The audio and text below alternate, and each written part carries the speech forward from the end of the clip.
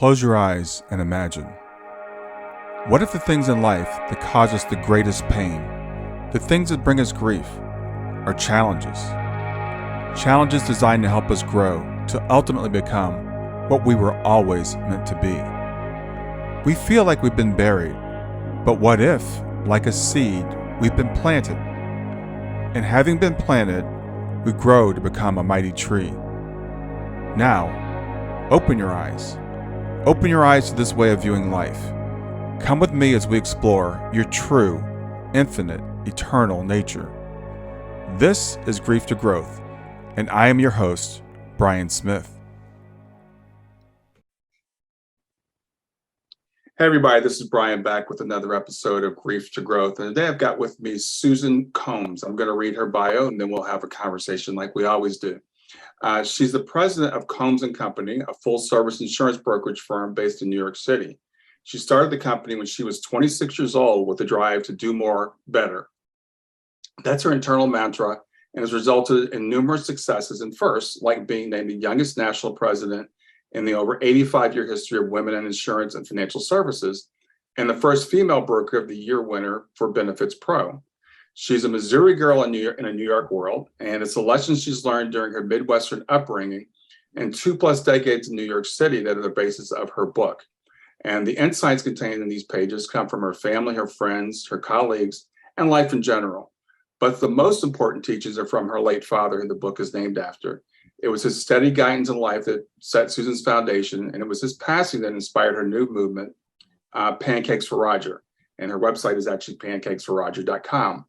When she's not running her business or trying to help others through their own challenges, you can find her flipping tires at her beloved CrossFit gym, supporting the Missouri Tigers, Kansas City Chiefs, and Royals, or slaying the dragons that have come her way. So with that, I want to welcome to Grief to Growth, Susan Combs. Thank you so much for having me, Brian.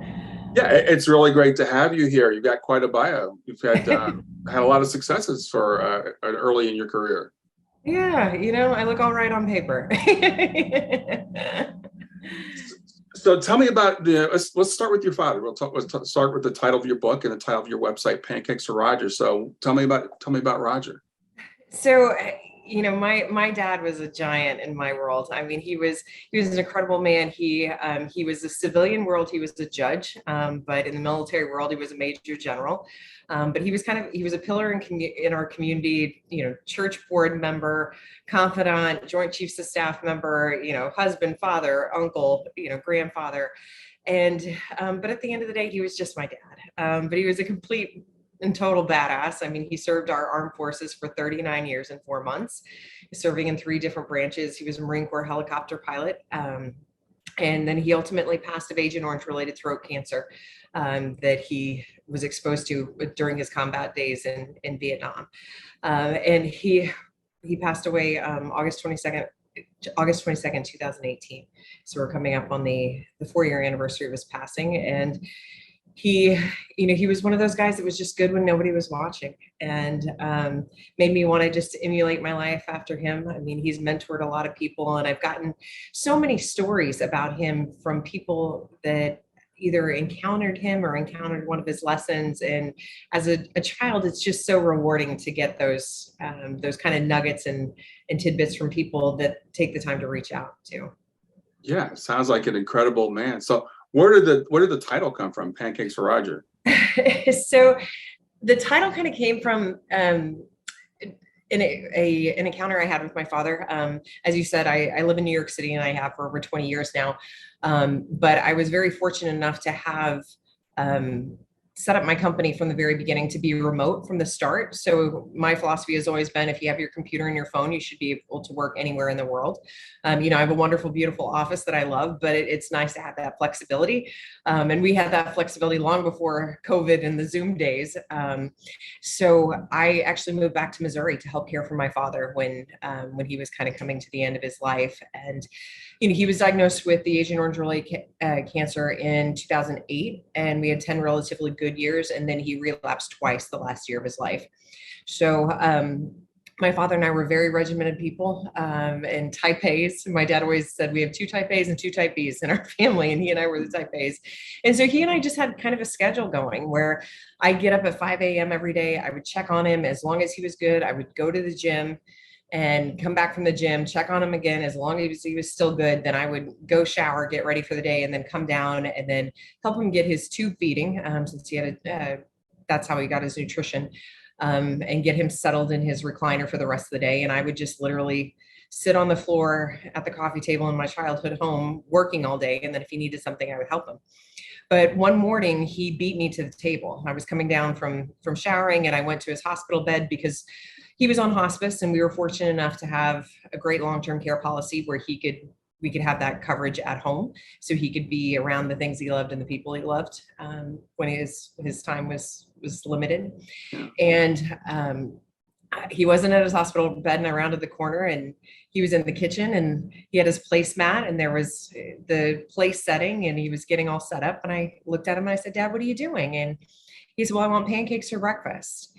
And it broke my heart. I mean, I'm sure you've had people that listen to this show that have experienced people with feeding tubes. And my dad also was on oxygen full time too.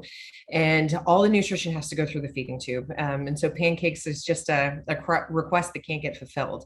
And I looked at him and I said, "Oh, Dad," I said, "there's nothing in this world that I want to give you than pancakes. But we're on hospice, you have a DNR, and if you choke, we're done here. And I just don't think we're quite ready to be done." And he looked at me and said, "Oh, yes, I can." Matt said I could. And Matt's my brother, and he's a nurse, and he wasn't there that morning.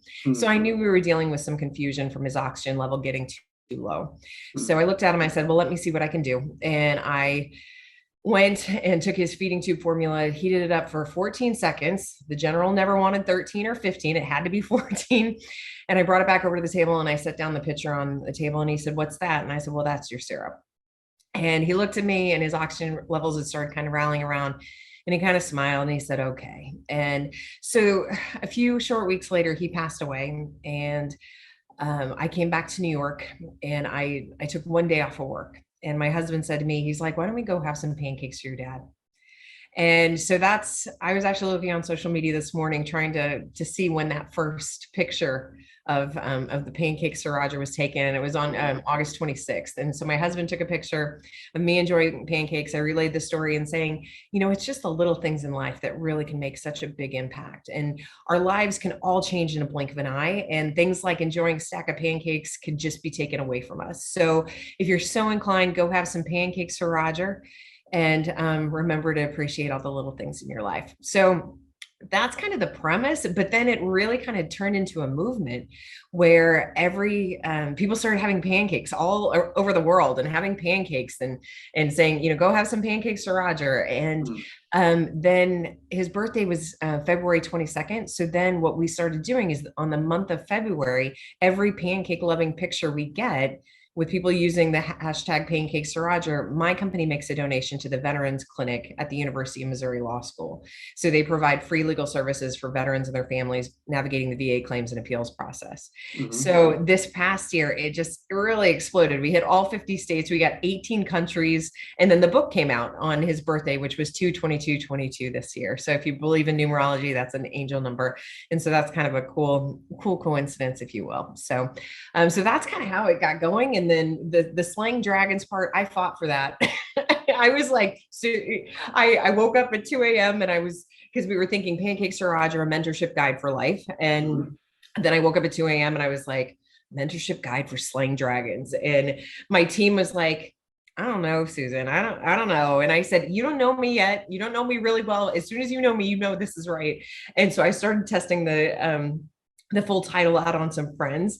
And my girlfriend, Kat, she relayed a story to me about when she was graduating high school, and the superintendent was speaking and was saying, "I know you guys want to go out and spread your wings and slay some dragons, but why don't we try lizards to start?" And she said, I'm sitting there as an 18-year-old kid saying, I'm gonna go fucking slay a dragon. I'm not gonna slay a stupid lizard. And so when she told me that story, I was like, that's gotta be it. That's gotta be it. So, and that's, I mean, and all a dragon signifies is just an obstacle in your life. I mean, all of us have trials and tribulations. All of us have goals that we set that we want to achieve.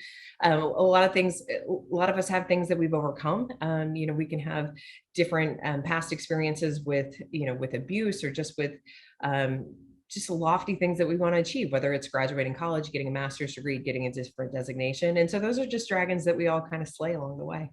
Yeah, I love it. I love the title. I love the story behind the title. Tell me about growing up with your father. What was that like? Yeah. So I grew up in a town of 986 people in the northwest corner of Missouri, where I grew up. Far, far different than New York City, with what I think we have 8.5 million people now here. But I grew up in a small farming community. I grew up 6 miles away from my family's farms that we still manage. And my dad was literally born on the farm. And even though, my father had seen the world and he really exposed us to the world. I mean, my mother was also a travel agent and my dad traveled a lot for work with the military. And they let us know that the world was bigger than our backyard. But if we wanted to come back to our backyard at any given time, there was no shame in that. So I think my dad had hopes and dreams of me, finding a boy in King City, Missouri, and settling down and buying a yellow house with a porch swing and buying some horses. And I did pretty much the opposite. And so, but my dad and I always had, we would always say, give me the Reader's Digest version. So we always said that my dad and I could achieve in a 10-minute conversation what people could do in 3 weeks. So we just kind of got to the point, we had our heads in the game and we just communicated really, really well. So when it came time to helping him with his care, when he was on hospice, he kind of gravitated to me. Not that the other members of my family weren't so pivotal in his journey there, but just our thought process was very, very similar. So I just spoke to him how I'd want somebody to speak to me, and I treated him like a person. And my brother Matt, that is an amazing nurse. He was an oncology nurse for a number of years, and now he's actually a hospice nurse. Wow. And a hospice case manager. But for him, with his training, he could compartmentalize what we were doing and helping my dad. And so he treated him more like a patient. And, that's your own protection mechanism, because based upon your training and things like that, neither one's right nor wrong, but it's different. So I think for us as a family, it was very much a blended, different strategies on caretaking. And that's what really worked for us too. Wow. That's amazing. So tell me about, you talk about slaying dragons in the book title. I know you have some advice for women. So what type of advice do you have when it comes to slaying dragons?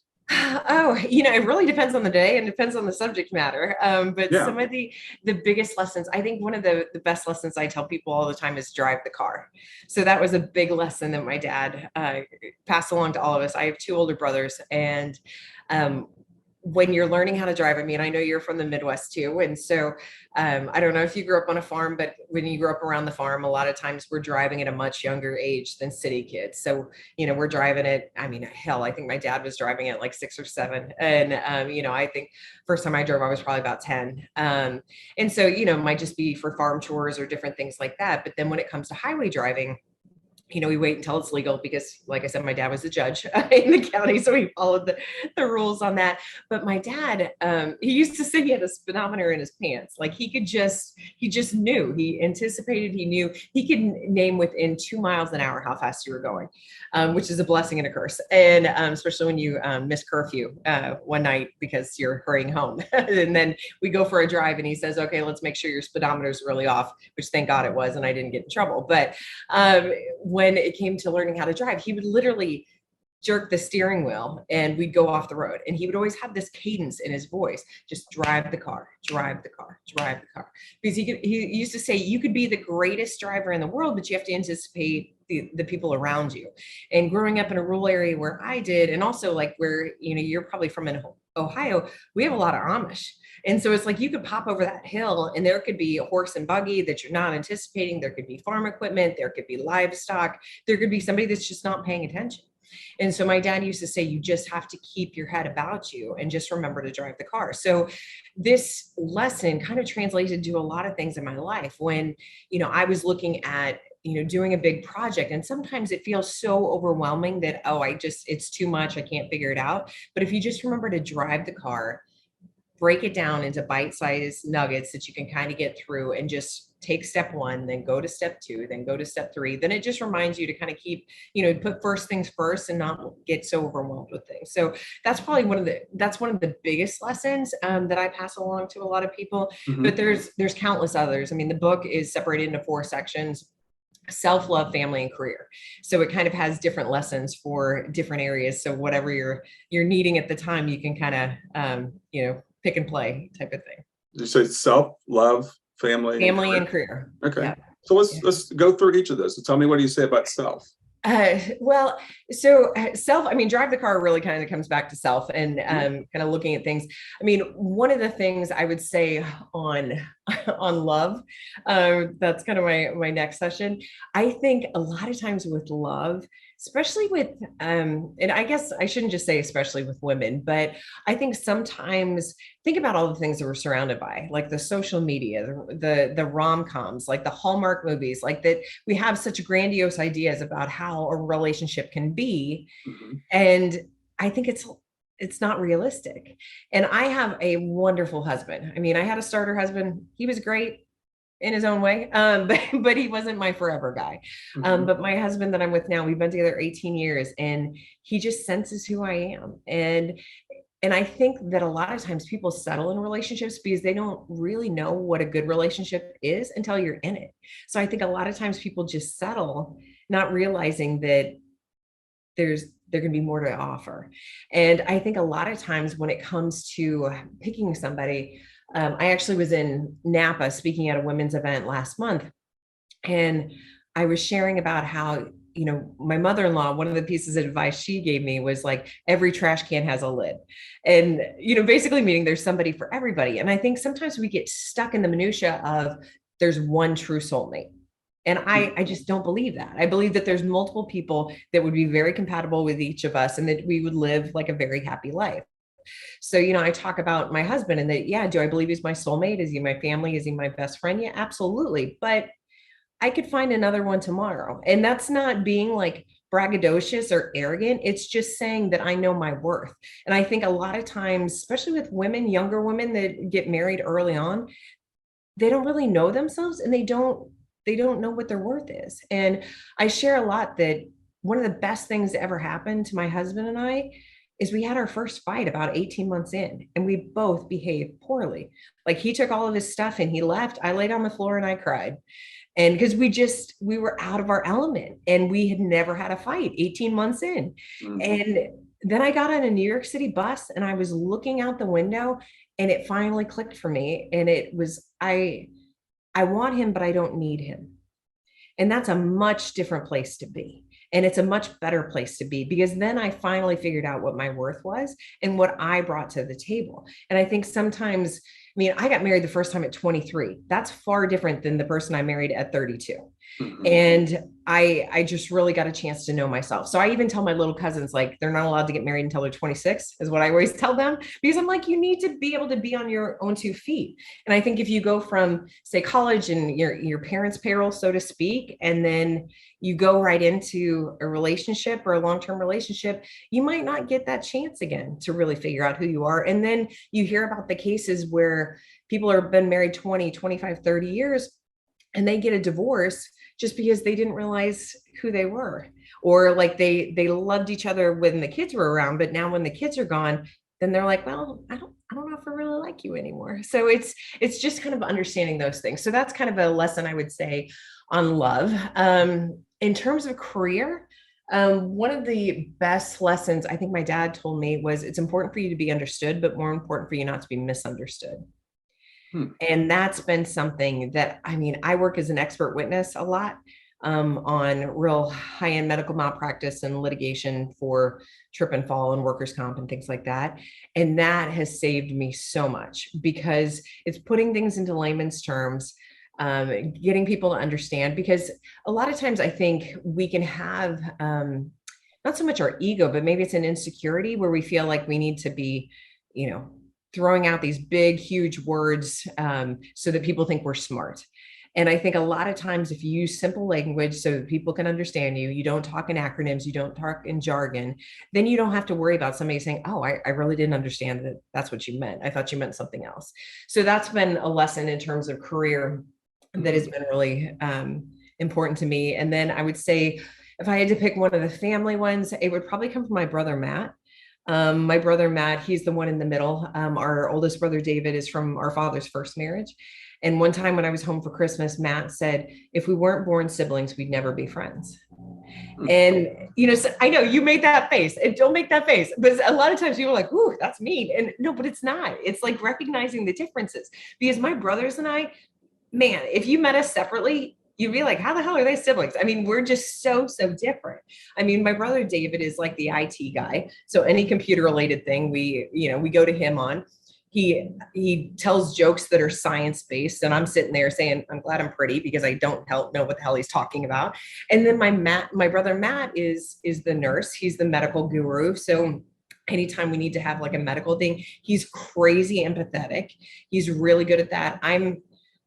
I try to be empathetic. I'm more sympathetic, but I feel like I can't truly be empathetic unless I've been in those shoes. But Matt's very, very good on that stuff. So when it came to the medical stuff for my dad, he would just really take the time. And he and I spent some time together. We were helping our brother David out just a few weeks ago, and I got to hear him on the phone with one of his hospice patients' wives, and he's wicked funny. He's wicked funny. And just the banter he was having with her and just giving her some real reprieve from caregiving for just a few minutes. And it was just beautiful to be able to witness that. He has no idea. Like he'll probably listen to this and be like, oh, well, that's kind of cool. And then I'm kind of, I was kind of known as the youngest oldest. So I always kind of had my stuff together, and I'm kind of the fixer of the family. I'm the one, if you want to know what dad would have thought about a situation, like you kind of come to me on it now.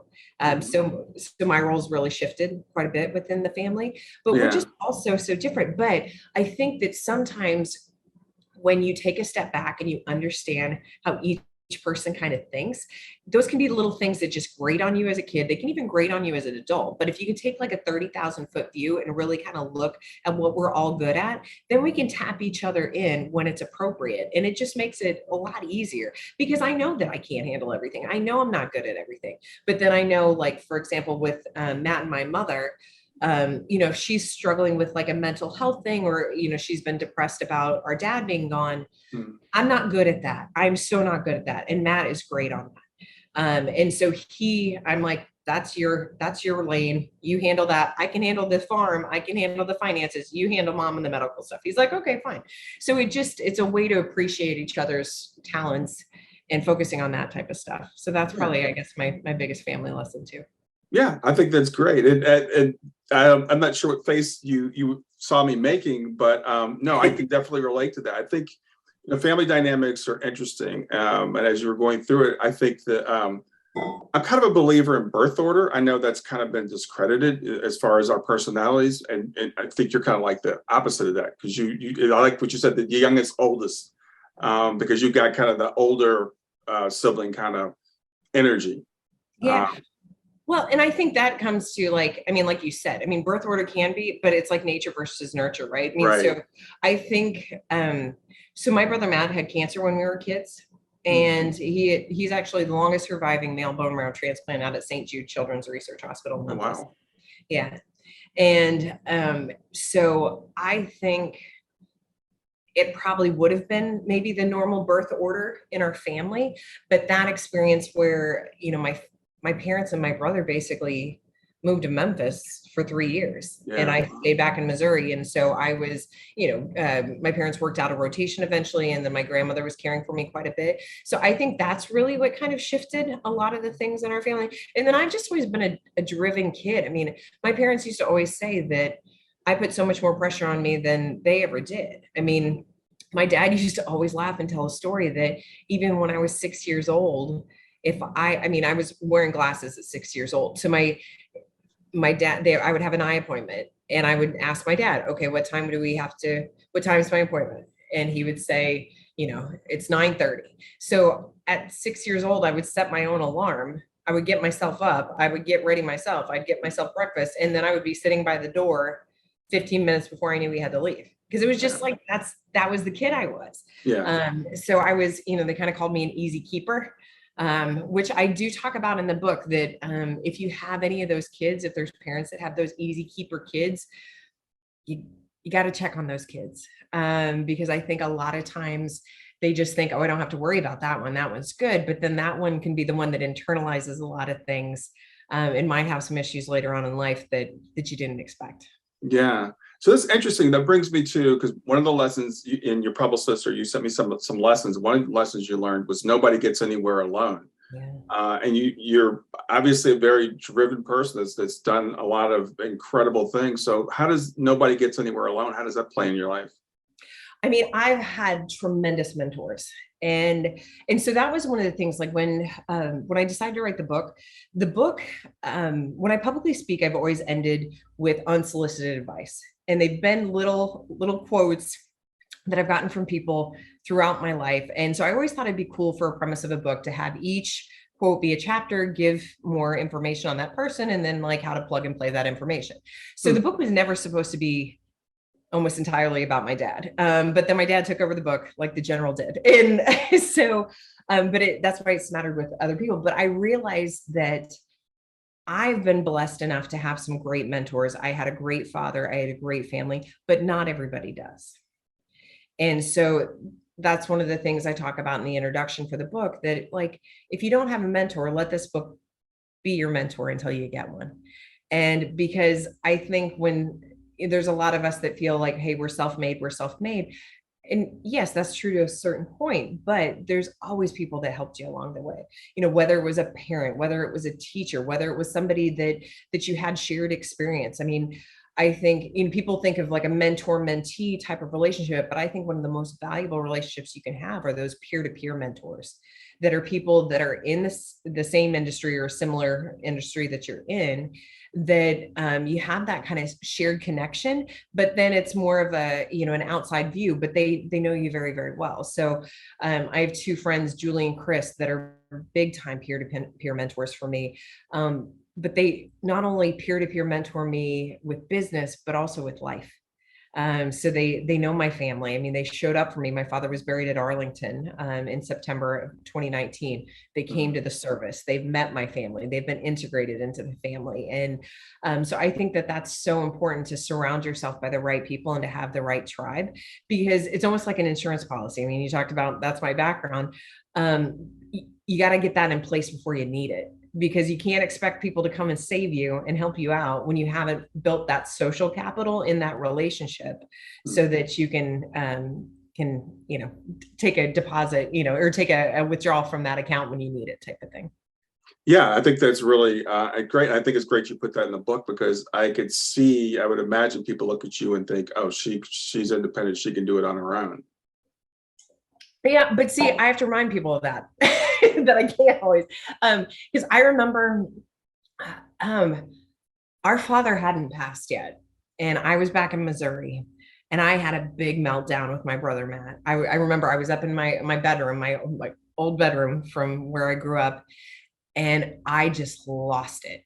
And I was just like, and I remember saying to him, I was like, you guys think I have this cake life, and but I've worked really, really hard for what I have, and I'm not even just talking about like money and treasures. I'm talking about mentally and working on myself and doing those things. And I said, you can ask me how I am too. I was like, I don't need to be saving everybody. I need somebody to check in on me from time to time. And that, I think, to finally have a voice and finally say that was so big, because a lot of times I always envision I'm like a freaking plate spinner, right? And so you're going from one plate to another, and you're like, oh my God, something's going to fall, something's going to fall, something's going to fall. And then it all goes to shit. And then if you need to, like, then you have to stop, you got to drive the car and just start over. Right. So, but being able to speak up for yourself and advocate for yourself, I think, is really, really important. And it's shifted our relationship some. I mean, I've really seen it shift my brother Matt and I the past, I would say year or two, because he calls me just to be like, and my first reaction, I mean, he called me last Sunday, and the first thing I said was, "Is everything okay?" Right. I mean, because isn't that stupid? We're so used to freaking texting and emailing that if somebody actually calls you, you're like, "Oh my God, what's wrong? What's wrong with the girls? What's wrong with your wife? What's going on?" And he was like, "I was just calling to check on you, making sure you're okay." And I was like, "Oh, yay, thanks." But I think it's you also, I think, have to say what you need and say what you want. I mean, like my husband said a long time ago, he was like, "No man's ever going to volunteer for manual labor. But if you ask them to do stuff, around the house or do whatever, they'll do it." But he was like, they can't read your mind. So I've always tried to remember that, because I think so many times people get so pissed off and so frustrated. And then when you back up and say, "Did you tell them you felt that way? Did you ask for help?" They're like, "Well, no." They should just know. And it's like, well, it doesn't work that way. People aren't mind readers. So it's just kind of like, I don't know. I feel like some of the parts of this book are just life 101, that I've learned, that I just forget that not everybody gets these lessons. So I think somebody told me a long time ago, if you get good advice, it's your responsibility to share it with somebody else. So that's what I tried to do with this book. Well, I wish you could say that louder. My wife is upstairs right now. We've been together for 35 years, and she still thinks I can read her mind. And I'm like, this is what I would do. This is how I would do it. If this, I'm like, well, that's good. You still have to communicate what you need. So yeah, I think that's very valuable. That's a lesson for all of us. And also the lesson that sometimes people look at people that are high achievers like yourself, and people who seem to be self-made, which you've acknowledged that none of us are. But they say, well, she can do it. She's not going to be the one to break down. And we all need help sometimes. So I think it's really good that you put that in the book to remind people of that. And it's great that, you're saying your relationship with Matt has changed after your father's passing. That happens a lot, especially when, you and your father are so close. And then unfortunately, a lot of times it goes the other way. So it's great that you guys are able to draw closer from that. Well, and even, and like I shared before that, my brother had cancer when we were kids. And so I was 10 when he was diagnosed, and he was 13. So there's a lot of like dad skills 101 that I think a lot of men or boys learn from their fathers from 13 to 16. And my brother had a 16% chance of survival. And so we were focused on his health, and it wasn't like life skills. So when it came to like doing projects, like at the house or doing things, I was my dad's helper, because my dad always said I always had my head in the game, because he would go to ask me for a hammer and I was standing there with one because I anticipated that that's what he needed. And I've never said this to Matt, so I hope he doesn't listen, but I remember when, after my dad had relapsed once, but he was okay still. And my brother needed a light fixture changed out. And my dad says, "Well, I'm just going to go and do it." And I said, "Dad, use this as a teachable moment." Because, I said, and he was just like, "Well," he's like, "sometimes it's just quicker and easier." I was like, "I know." I was like, "If you do it yourself, it's done right." But I was just like, who cares if it takes twice as long? Spend the time and just talk him through it. Because I said, "Dad, you got to remember, he wasn't around to learn some of these things that I learned because of just the circumstances." Yeah. So sometimes I think I'm so guilty of that though. I mean, I'm guilty of that with work. I'm guilty of that. Well, if I do it, I know it's going to be done right. And so, but since I'm like that, I can also see it in other people. So it was good that I was able to suggest that to my dad, and then they did that project together. So it's nice that you can still always kind of be learning, even if you're in your later years too. So yeah, exactly. And we all have different skills and learn different things. I'm so grateful for YouTube now, because my father was not the kind of person that taught me any of that kind of stuff. He never even had a decent toolbox, and I grew up, and my father, he would hire everything out. But now I get on YouTube and I look it up. So yeah, we don't all get those lessons, No. Yeah. I know my husband's from Philly, and he's a city boy. And so, and that's one of the things I talk about in the book too, is I was raised in a family, why hire somebody to do something when you can do it yourself? And my husband was raised in a family, why do it yourself if you can hire somebody to do something for you? Right. And so neither one's right nor wrong, but it's just you have to appreciate those differences and understand it. So, and you have to be willing to fall on your sword from time to time. And, and my husband knows, like, he's not allowed to touch my power tools. And, if it's something that needs to be done, even at his parents' house, like, I'm the one that's supposed to supervise because it'll get screwed up. Yeah.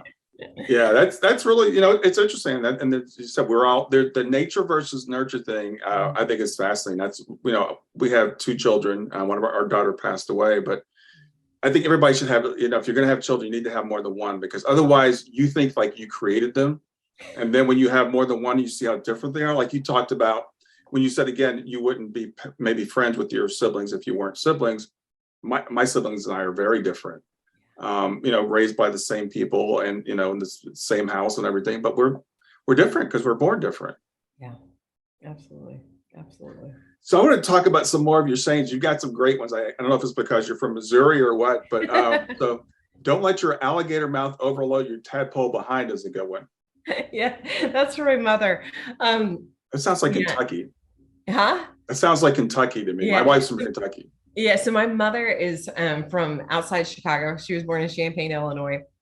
Her father was a paratrooper in World War II, and then he was an educator and he was superintendent of schools, and then eventually became the Navy's education specialist in Washington, D.C. So my mother graduated high school in Washington, D.C. Wow. And so all that means is don't get too big for your britches.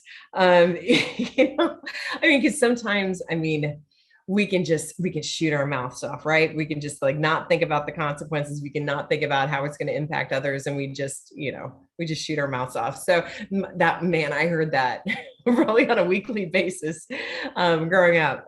So that was definitely got to credit that to my mother. Yeah. What about no step for a stepper?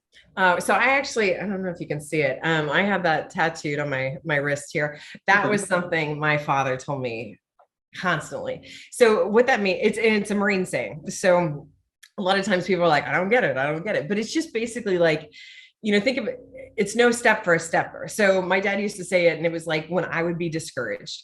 So I'd have to read a book for school, or I'd have to, study for this test. And I'm just like, oh, Dad, I just don't think I have it. And he's like, Suze, you got this. It's no step for a stepper. And so, it was just a way to just kind of encourage myself to move on. And so I got that tattoo a year after he passed. And because I just needed a little reminder for myself that no matter how things kind of change along the way and how things just seem too big, that I have it within me to achieve it. So that's what that means. And that's one of my favorite ones.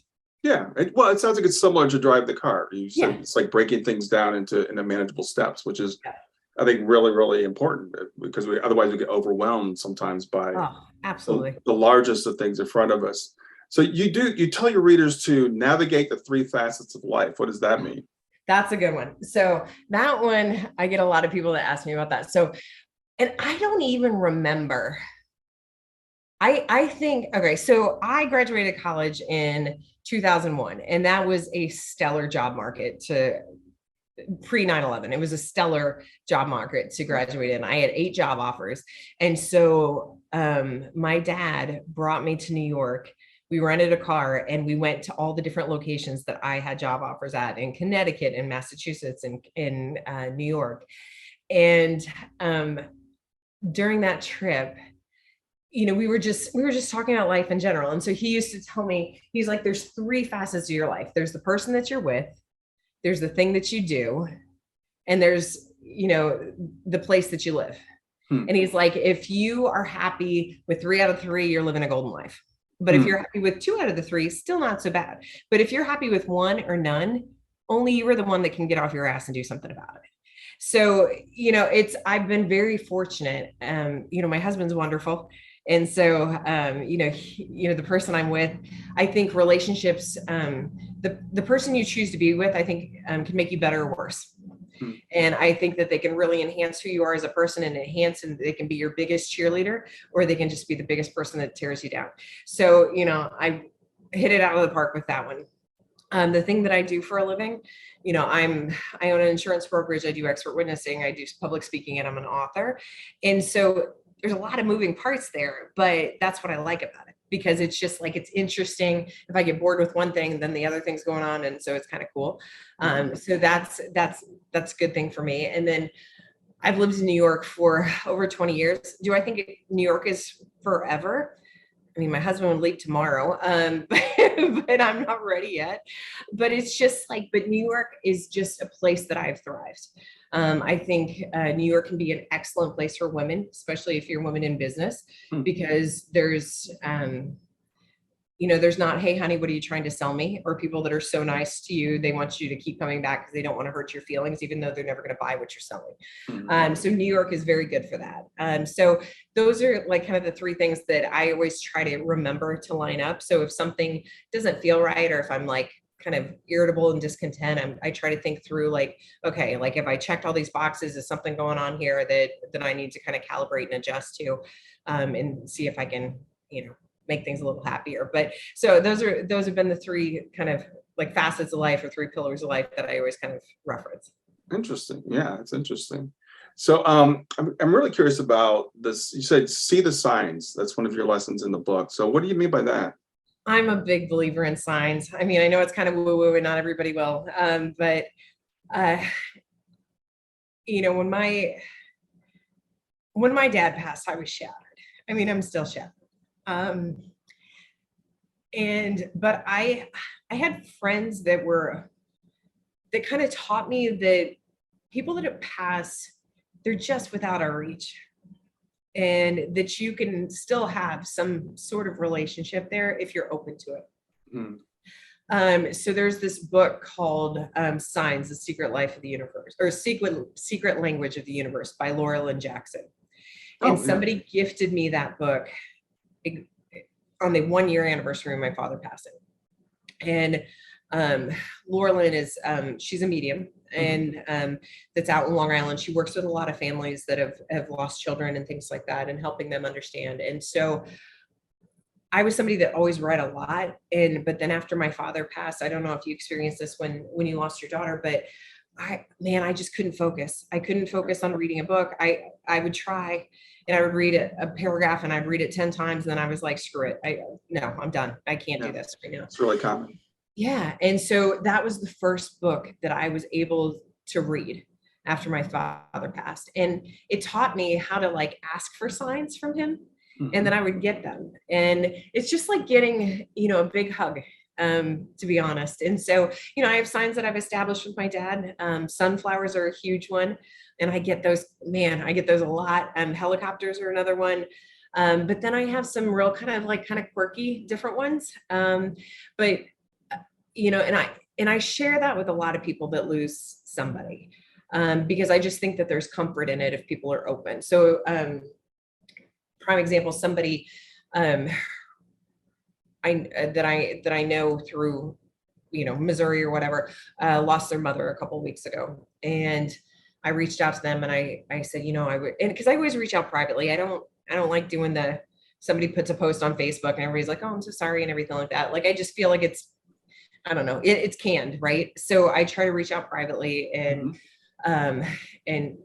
say, look for the signs, and I make suggestions. And I don't know if it's like I don't think I have that ability or anything like that to speak for other people, but I was taught certain things are good first signs because they have a high kinetic energy, like hummingbirds and dragonflies and cardinals are big, high, first sign. Issues with technology. So like if you're on your cell phone and there's like a click, click, click, click, just pay attention. And so this week I talked to my dad a lot when I walked to the gym in my head, and I was talking to my dad, and I was just kind of reviewing some of the signs. And I said to Dad, I was just like, well, I said, it's been a rough week. I need a sign. I need a big sign. Give me a big sign, Dad. Come on. I know you can do it. And so I left the gym and I was walking home, And in Queens, we don't really have dragonflies much around here, but I got a dragonfly on the 1 year anniversary of my father's passing. Wow. And so this dragonfly found me on Tuesday, and I was walking, and the dragonfly walked halfway home with me, and I was like, hey dad, what's up? And so it's just, I don't know. I mean, some people probably listen to this and be like, oh, she's off her your freaking rocker or whatever, but it's just, I feel like, I mean, my husband doesn't believe in it, but he still points out the things to me. So like if he's gone for, he's a nationally ranked Spartan racer, and if he's gone for a race and he sees a field of sunflowers, he'll take a picture and send it to me. So I just think those are kind of cool things, and being open to those things. I mean, I was in the Austin airport. It was my first work trip after my dad passed, and my father passed away in August, and this was in early October. And I was tender. And I walked out of the bathroom, and there was this picture, and I've never really had art speak to me. I'm not, I just never, I don't know. I move too fast to appreciate things. But it just stopped me. And there was something that just pulled me into this. And I'm like looking at this, and I'm like, and I tear up, and I just have such a visceral reaction to it, like just an emotional response. And I took a picture of it, and I was like, I gotta have this. And so I ended up reaching out to the artist. Her name's Leslie Kell, and she was a local artist in Austin. And I said, and she said the name of the piece of work was called One More Day. Oh, wow. And then the back of it, there's a silhouette of a man walking through the door. And it was almost exactly like the silhouette of my dad before he got sick. Wow. And and she even told me, she said, I lost my father a few months before I did this piece. And it was a photography collage type of thing. And so it had pictures from a crypt that she had seen when she was in Spain, and just some flower. And it just took my breath away. And so I said, you know what, that's my Christmas present to myself this year. Right. So I bought that, and I actually have it above my home office. And so when I was writing the book, it was like, I could, my dad was included in that process. So I think what makes you feel comfortable, what makes you feel, some extra love. I think if you're open to those things, I mean, I get friends all the time now that are like, oh my God, I just got some poppies from Joe that passed away, or, oh, I just saw another Cardinal, Susan. I mean, so that just makes me happy, because I think it's very comforting. And I think if you're open to those things, then you can really get those signs too. Yeah, absolutely. And I don't think this show is woo-woo. So yeah. Woo-woo is not a bad word here. Signs are I think really important. And so I was curious as to what your thoughts were on that. So I'm curious, did you and your father ever have talks about signs or afterlife or anything when he was here? No, I mean, my parents were both very religious. So, I was brought up in a church and everything like that. I tend to not be, I'm more spiritual. Than anything. And I tend not to be very into like so much organized religion. And I think a lot of that's also by being in New York and being like, I feel like, there's God, there's a being greater than me, and there's just different ways to get to a being greater than yourself. And so, but I went to a seminar. This is kind of cool. Like, so I went to a seminar that Laura Lynn did, and you were supposed to bring an item that was the person that had passed, and you randomly got paired with somebody. And so, I went with a girlfriend on her birthday, and so we just randomly got matched with these people. And so I had my father's wings, his flight wings, with me, and then this girl I got matched with had this ring that she gave me. And so I had established a new sign with my dad called Purple Tiger. And because my father, his squadron was the Purple Foxes, and we went to the University of Missouri, which are the Tigers. So that's how I came up with Purple Tiger, because she kept saying, you need to make things a little bit harder. Like, because like a sunflower can just be like a sunflower, because they can be a frequent thing. But she's like, you need to have some harder things so that, kind of when you need an extra oomph, like you can really get those. So I got matched with this chick, and one of the number I established for my dad is 45, because he was born in 1945. That was just a number I picked. And so this girl gives me this ring, and I'm like trying to read the energy off of it. And And I'm like looking at the ring and I'm looking at the ring and it's a purple stone in the center. And so when I'm giving it back to her, I said, I feel like the person who this belonged to was some sort of artist. I said, or created something beautiful. I said, I don't know if they were a florist or a traditional artist, but I said, I feel like they created things. And then I started looking at the ring and they were like, there were 4 stones and then there was a center stone, but one of the stones was missing. So it was like, it was a 4, but it was supposed to be a 5, but then it was a 4. And then the center stone was purple. And, but it was a different purple stone. And so I said, I'm handing it back to her. And I said, and it ended up being her grandmother's, and the grandmother was a jeweler and she had made that ring. And I said to her, I said, what's that stone? I said, it's an amethyst. She's like, it's a purple tiger's eye. Oh, wow. Yeah. And so I was like, yay, I got it. Yeah. So it's just, but I think, being open to those things, or just like when I went back to Arlington, after my dad's headstone had been set. So that was he was buried September 27, 2019. And then I went back to see his headstone in December. And so I got a ton of signs that day. I mean, I got like helicopters flying over. Something told me to turn around. I turned around and there was this whole wreath of sunflowers. And then below his headstone, because my family were cremated, so it's in the columbarium.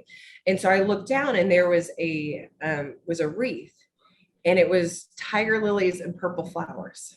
Wow. So purple tiger. So it's just like, so that's why I tell people, I'm like, you have to be open because you have to be able to connect those dots. So some people that wouldn't have been open might have just felt like, oh, it's a freaking wreath, but you got to like look into it a little bit further. So I think it's kind of cool when you get those little, one of my friends call it God winks.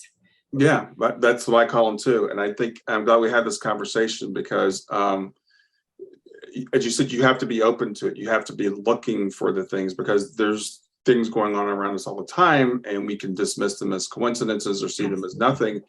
And you talked about in the airport, that picture speaking to you. To me, it just shows you were connected with the artist on a spiritual level. I don't think it was the painting that spoke to you. I think it was what was behind the painting. Yeah. Let's see. Well, and like, so my brother Matt, because this is kind of a cool story. So my brother Matt, like I mentioned, he had leukemia when we were kids, and he was diagnosed in 1989, and then he relapsed, and then he ended up having a bone marrow transplant. And now this type of cancer, it's in the 90 percentiles on survival. So it was totally different. And so we could not find a match in the United States. I mean, I should have been the best match for him because we're full siblings, but I didn't match. Nobody matched. People did bone marrow drives all over. And this was before social media, before the internet, right? I mean, it was just like, there was a lot of things that you had to like do smoke signals and letters to get stuff done. And so my brother, his bone marrow transplant ended up being on June 19th in 1991. And his bone marrow came from Toulouse, France. And so when my brother hit his 5-year remission mark, I mean, for liability purposes, they're never going to say that you're cured, but that's a real big deal with cancer. 5 years, yeah. And so my dad paid for us all to stay at the Peabody Hotel in Memphis, and we went and everything. And then there was a big write-up in our local paper. And this priest wrote my family after he read the article. And he said, I was just fascinated by the story, because he said the only relics of St. Jude outside the Holy Land are in Toulouse, France. And he said in the Eastern Orthodox religion, the Feast of St. Jude is on June 19th. Oh, wow. And so then fast forward 26 years later, my brother's first daughter, Josephine, was born on June 19th. So her middle name is Toulouse. So, I mean, it's just so cool. I think that I kind of feel sad for people that aren't open to things, because I think it just can be so beautiful, and you can get so many like kind of, like hugs and love from the universe if you allow yourself to be open to those things. Yeah, I completely agree. And, it's funny that you mentioned hummingbirds and cardinals. We live in Ohio, and my wife sees cardinals as a sign. Every time she sees a cardinal, she says she thinks of her father or her daughter. We have hummingbirds. We put out hummingbird feeders, but it's really weird. This year, we've hardly seen any at all. But the last couple of weeks, we've seen a ton of them. So I think you're absolutely right. And I'm a very rational person, and I know you were raised by a military father. You're very organized and rational. But we live in a universe I believe is magical if your eyes are open to it. And most of us walk around with our eyes closed. Mhm. Yeah, I agree. I agree. And that's the thing. I mean, it's just, and it's very comforting. It's very comforting. And so, I have one of my dear friends, she lost her brother about, I think it's been about a year and a half ago. And so I told her about cardinals. I said, watch for cardinals. And so she has a cardinal that she's named AJ after her brother. And it's got like a funny hair, feather thing that like her brother had spiked up hair. And so she's Yeah. like, that's AJ. That's AJ. She's like, I know it is. So I think that those are kind of cool things when people are open to it. And I think you just kind of remind yourself. And then I think it evolves too. So it's just like, so I'll, if I'm kind of open to something and I look at things, might develop some different signs from my dad, and kind of have different conversations that way too. Well, you mentioned a couple of signs. You said helicopters, I know sunflowers, but you said you have some quirky signs too. Well, like the purple tiger. Yeah, the purple tiger is, kind of a quirky one. And in the number 45 is one that I've established with him. Dairy farms too. Okay. So just because my grandparents were dairy farmers, so that's like even like I don't know if you can see it, but the cover of the book actually has a glass of milk, and that's kind of a hat tip to my grandparents. Oh yeah. They were dairy farmers. And so when I was actually in that seminar, she was trying to play a video. So the dairy farm thing was, I had established it that morning with my dad. I was like, okay, I don't know how we're going to do this one because we're in New York City, but I was like, I think like if dairy farm or Holstein cows or something. So like when I was walking to the seminar, I was like thinking about this in my head. And so Laura was trying to play a video for all of us that had like what is it? Is it the Tibetan singing bowl or whatever, And so she was trying to play it and she was playing it. And then a freaking video cut in and it was Holstein cows mooing. And I was like, I got it. Wow. So it's kind of like, so those are kind of funny things that just kind of happen along the way too. So. Yeah, it's cool. It's cool when you keep when your eyes are open to it. And it sounds like you're a very intuitive person too. So it's a two-way communication. So, and again, I'm an engineer, so I'm like, okay, do they put the thoughts in our head? Do they make the things happen? Do they know what's going to happen and they put the thought in our head? And my wife is very much like, she'll see a cardinal, it's like, that's a sign. I'm like, well, we live in Ohio, it's the state bird. So I don't see every cardinal as a sign. So one day I walk every morning and I'm out walking and this cardinal flies right across in front of me, just like right in front of my face across the street. I'm like, maybe that was a sign, but it's just a cardinal, right? And then like 2 seconds later, this little golden finch flies across and lands in the yard next to me. And those are very rare here. And I've never seen one land like right there next to me. It was kind of like my daughter's going, yeah, you didn't take the cardinal, but you got, I sent you the finch. Yeah. I mean, because I can see her face behind you and she's got a lot of light, right? I mean, it's just like, I would establish that finch. As a sign with her. And I think you'll get them if you ask her for it. Oh yeah, absolutely. So I'm also curious about this. You talk to your readers about being proactive through grief. What does that mean? I think that, kind of like talking about like building your tribe before you need it. So that was one of the things, I mean, that, I don't have family in New York. Really, I have one cousin that lives here with her husband, but I don't see her that much. But when it comes to my nuclear family and everything like that, I didn't have that. And I remember when I moved to New York, my dad said, find the alumni chapter from the University of Missouri, because he said you won't have to explain yourself. People will just automatically understand where you're from, and it'll just be easier. So I kind of took that to heart, and I've really built such a great chosen family here. And I think that sometimes, I mean, family can be such a hot button for so many people.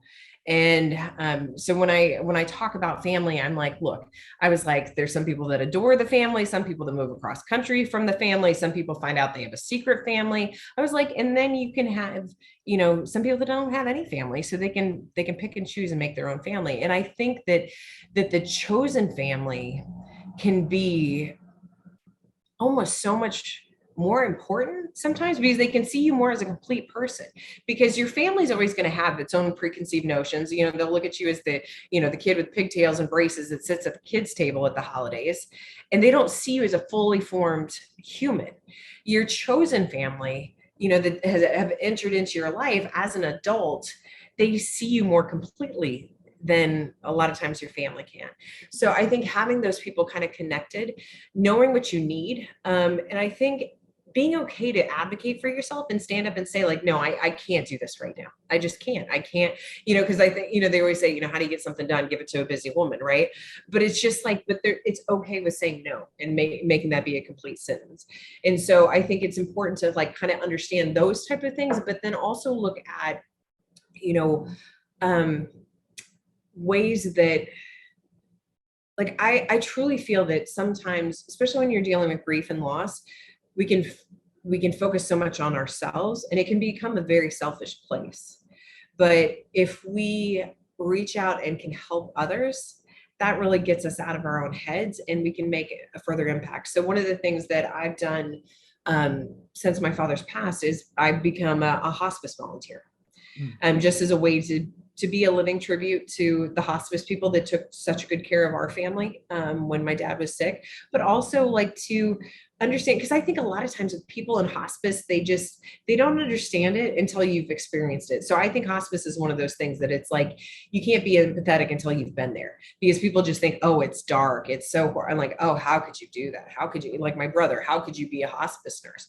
But it's such a beautiful thing. And when somebody allows you into that process of when you're going to be crossing over, it can be just magnificent. And there's this book that I read. I literally finished reading it on the flight home. So I had been in Missouri for a long time, and then I came back, and a few days after I came back, because my dad was doing better, and then literally I landed, because I landed on like, I was back in New York on August 20th, and I was flying back on August 21st, and then my dad passed on the 22nd. And I finished reading that book on the plane, and it was called Midwife for the Souls. And it was written by a hospice nurse.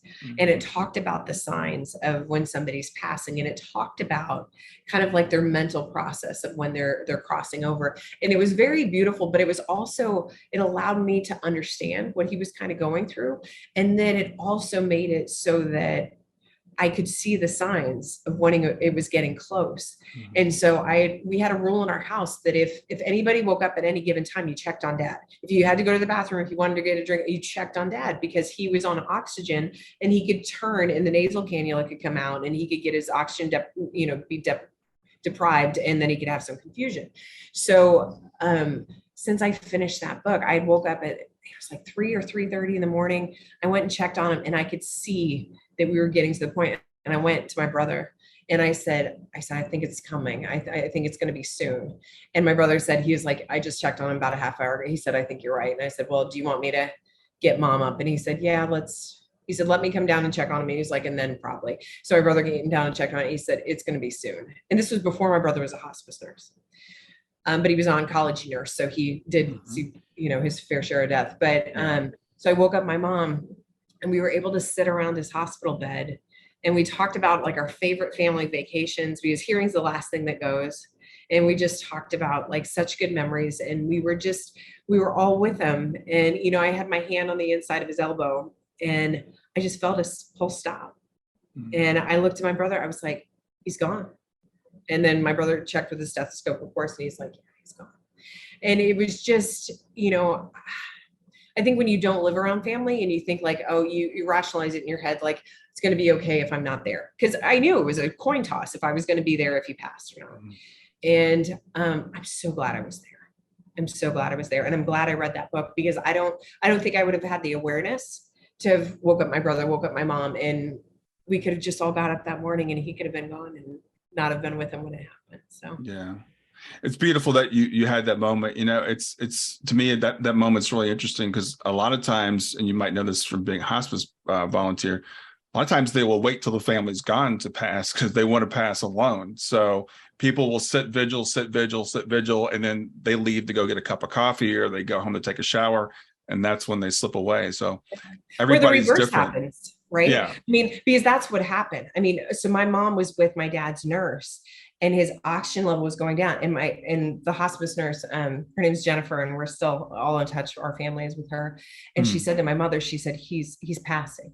And his oxygen was going down, going down, going down, even though it was on full force. Yeah. And my mom said, oh, but Matt's on his way.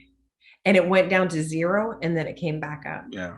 Yeah. And then since like I mentioned, hearing's the last thing that goes, my brother and my mother kept talking around him and saying, Susan's coming home. You know, Susan's flying back. She'll be home tonight. And so I think he waited.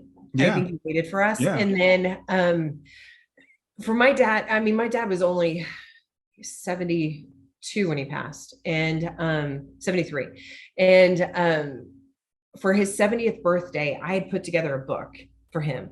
So I reached out to all his different circles and I said, can I get a memory, a thought, or a letter or a story about him? And, you know, you could share pictures and things like that. So I put together a whole photo book with like all these letters and stories and stuff like that. And I gave it to him on his 70th birthday. And I remember him saying to me, like the day after I gave it to him, he and I had some time in the morning. He said, I don't think I responded properly. And I said, what do you mean? And he said, well, you basically handed me a book and saying like, this is your life. And I mean, because it had people that, like, my dad went to a 1-room schoolhouse, you know, had people that had been a helicopter pilot with him. It had people that he had mentored, like just all different facets of his life. And so I took that book and I read to him the entire last day. Oh, wow. And so I read to him like all these different stories and things. And then we laughed as a family because we had forgotten about some of the funny stories and things like that. So it was, I think, I would like to go out that way, you know, I mean, to have somebody just reading and kind of reflecting about, you know, some funny things and just some beautiful stories and just showing me the impact that I've made on others. Yeah, that's awesome. That's awesome. Glad you had that experience. Susan, we're actually running out of time. It's been really, really great meeting you. It's been a pleasure getting to know you.